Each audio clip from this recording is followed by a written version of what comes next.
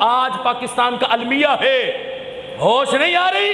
حکمران کہتے ہیں کہ ہم پاکستان کی بقا کی بات کرتے، ہم پاکستان کو بچائیں گے۔ میں کہتا ہوں تمہارا کوئی بندہ بھی پاکستان کو نہیں بچا سکتا، تمہیں تو ہوش ہی نہیں۔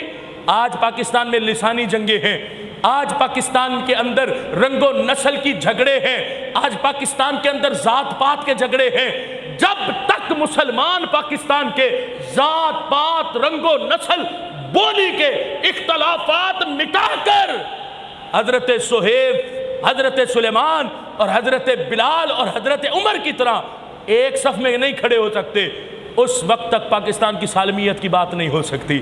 اس لیے نظریہ اسلام کی چھتری کے نیچے سب کو آنا پڑے گا۔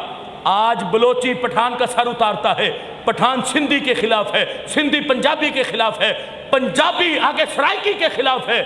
یہ حالت ہے اس وقت ہماری۔ تو بتاؤ پاکستان کی سالمیت کی بات کیا کریں گے؟ کیا محمد علی جناح نے ہمیں لسانی جھگڑوں کی وجہ سے پاکستان لے کر دیا تھا؟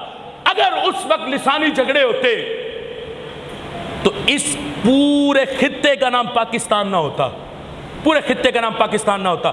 بلوچ کہتے ہیں یہ ہمارا الگ ملک ہے، سندھی کہتے ہیں ہمارا الگ ملک ہے، پنجابی کہتے ہیں ہمارا الگ ملک ہے، یہ سارے اپنے اپنی جگہوں کو الگ الگ ملک کہتے۔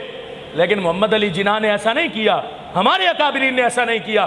انہوں نے کہا ذات پات، رنگ و نسل کی تو اسلام میں بات ہی کوئی نہیں، کیونکہ میرے محبوب نے فرما دیا تھا کسی گورے کو کالے پر، کسی کارے کو گورے پر کوئی فوقیت نہیں، کسی اجمی کو عربی پر، کسی اجمی کو عربی پر کوئی فوقیت نہیں۔